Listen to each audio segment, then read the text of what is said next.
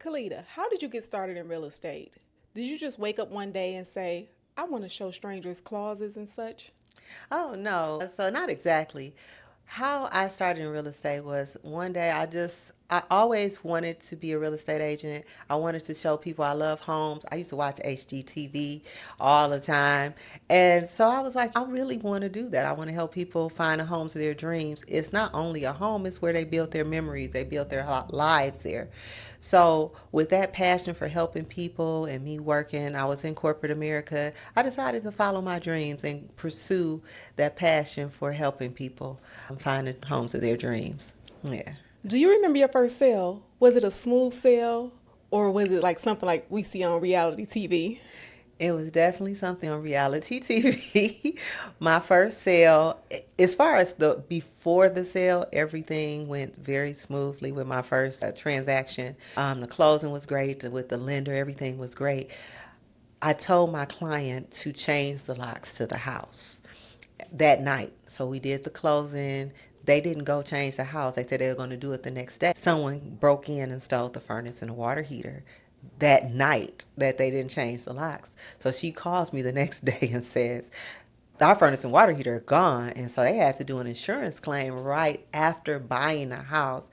And the insurance was having a little suspicion about if it was true, but it was really true because they had a furnace and water heater. Someone stole it in the middle of the night right after close. So that recommendation to everybody is make sure you change those locks as soon as possible. As soon as you get the keys, change the locks. And I'm sure you probably were thinking, this cannot be happening on my first sale. Exactly. So my next warm-up question is, what's one thing people always think real estate agents do, but you actually don't do? So they think we just show houses, which is that's like the easy part of the job. We actually negotiate. We have a fiduciary responsibility to protect our clients' best interests. So a lot of people don't know that we are there for them. So when I'm hired as a buying agent to help someone buy a house, I don't disclose personal information about my clients. I keep that to myself. And if I'm a selling agent, I don't disclose information to the other agents about my seller. It's whatever's in their best interest. So everything else, negotiation, we sound nice, I smile, but also I can be like a pit bull too if I need to. So I can get the best deal and get whatever is in the best interest of my client. Okay, so those that are watching, real estate agents do more than just unlock doors. Unlock, So we exactly. can agree. Right, yes. So, Kalita, let's just talk about the first-time buyer.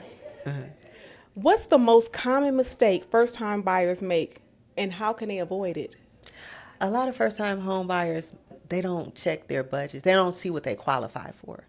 The first thing to me is to see what you qualify for, because if you don't see what you qualify for, then you fall in love with something you can't afford. And then you're comparing everything else to the first thing that you saw. So when you do that, now you can't make a decision. Now you got to go back and get a better job or whatever, fix your credit or whatever it is that you need to do, get a bigger down payment to do that. So buyers first need to talk to a lender or a real estate agent who can refer them to a lender and see what they qualify for before they even begin their start their process of looking for a home. I just want to add, we are on Facebook, TikTok, and we think we know everything. I know I hear a lot about first-time buyers getting approved, but then after they're approved, they want to go out and buy a new couch and they haven't even moved in. Right. So what is your suggestion on that? Because I know what I heard on TikTok, but I would just like to know from you, the expert. Oh, for me, don't do it, because you can't open up if you don't need to open up a line of credit. But even still, even if you have the cash, I would keep the cash for whatever down payment. You never know. A home inspection may come up, or another appraisal may be needed, or a repair may be needed to close the deal. So you want to make sure you keep everything the same while you're in the process. Don't make any changes. Now, once you get those keys in your hand after closing, if you want to go get you a Mercedes-Benz truck after the closing, we don't care. Okay. As long as it's not before. Makes sense. So that leads into the next question. How important is credit? I'm about to age myself. If you still owe Blockbuster, is that an issue when you're trying to buy a house? What are the steps that we need to make? Okay. So shouldn't be a problem with Blockbuster as long as it's not on the credit report, okay? Because they may make you pay it, but they can roll certain things into the closing costs. Like certain, if they need you to pay something off, they can roll that in the closing costs. So just having a great lender, one, is the biggest step. But number two, with the credit, is very important because that's going to determine the interest rate. It's going to determine the down payment. It's going to determine if you qualify for FHA or conventional. It's a lot more flexible if you do conventional than it is FHA because they got a lot of restrictions. But that's what's going to help. So the credit score and also the debt to income, because a lot of people don't know that. You can have a great credit score, and if you have a debt to income ratio that's high, then that's going to also impact you as well. Okay. So my next question, Kalita. Some buyers walk into a house and fall in love with the countertops. Oh, that's me. That's me. How do you help them look past the shiny stuff and focus on the smart stuff? What I'm there to do, I've seen 125,000 shiny countertops. So for me, I look past all that. I can tell if it's been a flip. I can tell because I've seen so many homes. So I'm there just to say, look, I see the shiny countertop, but did you see the octopus furnace in the basement that you can't buy or replace? You have to replace that. That's $10,000 cost for you. So I'm there to make sure that they know that, hey, the furnace is the heartbeat of the house, and then second is the roof. So if those two things are in place, the rest is negotiable.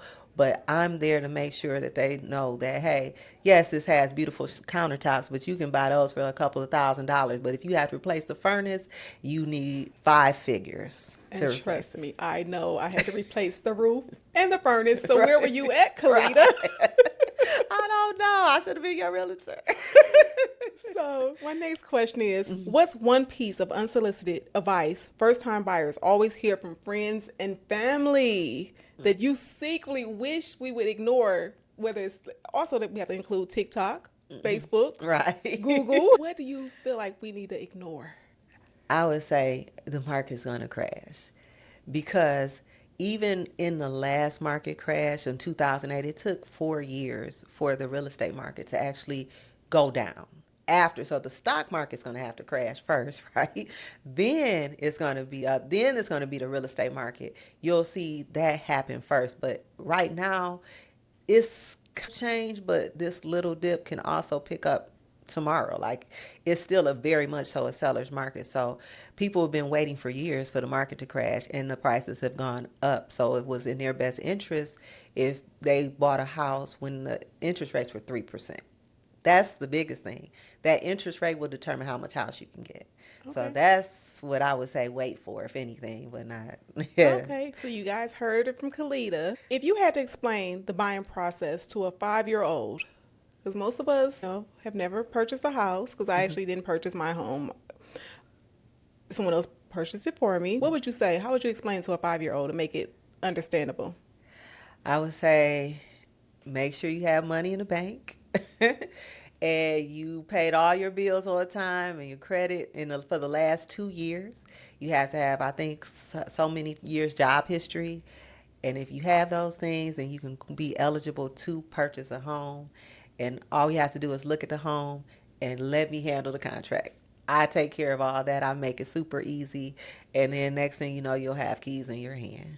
Okay, so I'm taking notes because my first home was with my ex. When I'm ready to get that next house, I'm going to have all the things I need from Kalita. Okay.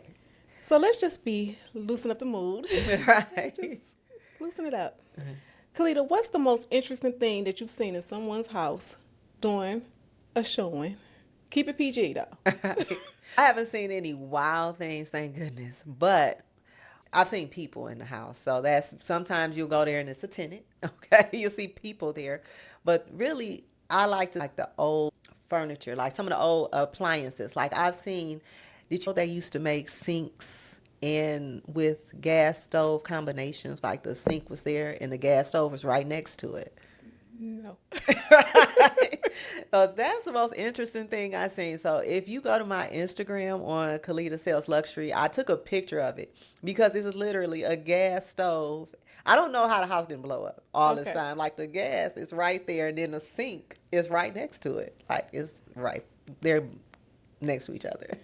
So my next question is, have you ever had to pretend like the house didn't smell weird?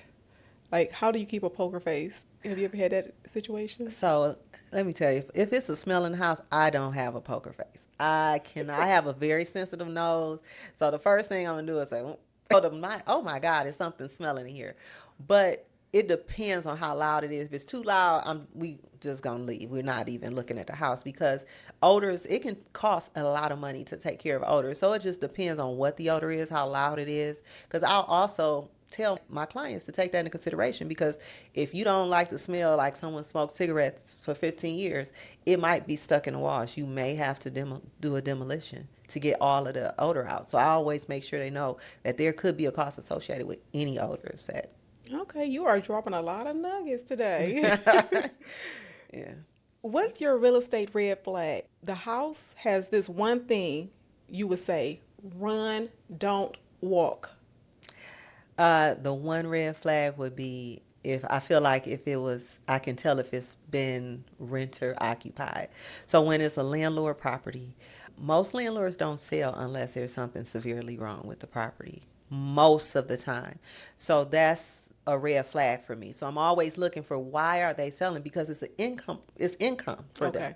So if they're selling, there's something wrong. It's no income for them anymore. Sometimes they are selling because maybe they're retiring or they need the money to do some other big project, but you also want to take into consideration, well, maybe they know the foundation is crumbling in the basement and they don't want to spend $20,000 fixing it. So they may have already gotten a quote. So that's one of my biggest red flags in real estate.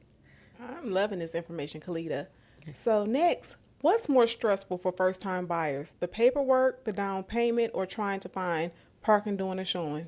Let me tell you something. In Michigan, we shouldn't have to worry about parking too much. Most places have driveways, but for sure, with the lenders, I think it's all going to be easy. Because if we have to find a parking space, and in certain condominiums, they don't have good parking, and we do take that consideration. But if we can't find a parking space, then no, they don't want to see the condo. Because if you have company, what if you want to have a gathering? Where are the people going to park, especially if there's no parking spaces? So that's one of the biggest things that I would look at. But everything else, as far as the lenders I work with, we make the process pretty seamless from there. So just to dig deeper into that question, for the actual first time buyer, like I said, I was married when I moved in my home. So the next time I would be doing it by myself. So there are a lot of questions like, okay, is it the paperwork or the surprise of the down payment? Because what is the most stressful? Would you the unknown? I would say it would probably be the paperwork. Okay. And I would say too, to be very honest with the lender, because that's what the lender comes out, they'll do. Then they say, well, hey, you didn't tell us about a $400 medical bill that's sitting somewhere, but it'll come up in the in the underwriting process. So if you're upfront with the lender, that'll make it pretty smooth. So it'll probably be the paper, because the down payment, you get your quote for the down payment up front. Okay. That's just law. So you get what's called truth in lending. So Okay. you get a document that tells you this is how much you need to close this deal up front. So it's the paperwork. And I've had things pop up, taxes, you name it, pop up in the midnight hour before the closing. Okay. So I do appreciate your time here today, Kalita. So Thank you. I'm just going to provide couple of wrap-up questions just for the viewers. So what's the one insider tip you wish every first-time buyer knew before they even started house hunting? I can't stress enough to know their purchasing power. Even if they don't want to talk to a lender, they have calculators online, free calculators on Google. Just Google mortgage calculator. Put in how much you make, how much you're going to put down. It'll tell you on a $500,000 house if the mortgage is going to be $5,000-$6,000. So if you know you can't afford that, don't even start looking in the $500,000 or $600,000 range. You'll know where to start. And then really reach out to a real estate agent. We can help you with that, because we know sometimes I've helped clients 2 or 3 years in advance. So it's not, you don't have to be ready to walk out the door and buy a house tomorrow. Sometimes it's just the preparation. Just be prepared. I feel you on that, because I've sometimes heard that I have champagne taste, but sometimes beer money. So you're like, okay, I've heard that before. So spend it within my means. So if buying your first home was a rom-com, what would the title be? It would be escrow and closings. Okay, that was cute. Just cute and simple. Yes. So just the last question, Kalita, for the viewers. Where can people find you if they are ready to buy a home or just want to ask Zillow questions or just general questions that they want to reach out to you? How can they find you? I know how to find you, but how can they find you? So they can find me on Google. My business is on Google. Look up my name, Kalita Farver. I am with Powell Real Estate. I do have Instagram and TikTok and Facebook, all under Kalita Sales Luxury, because I want the whole experience to be a luxury experience, right? Who doesn't love luxury? And also, I'm going to have a YouTube page that's coming up soon called Living in Metro Detroit, where I'll be talking about all the pros and cons of living in the Metro Detroit area. So that's coming very soon. Okay, awesome. This was an awesome interview, Kalita.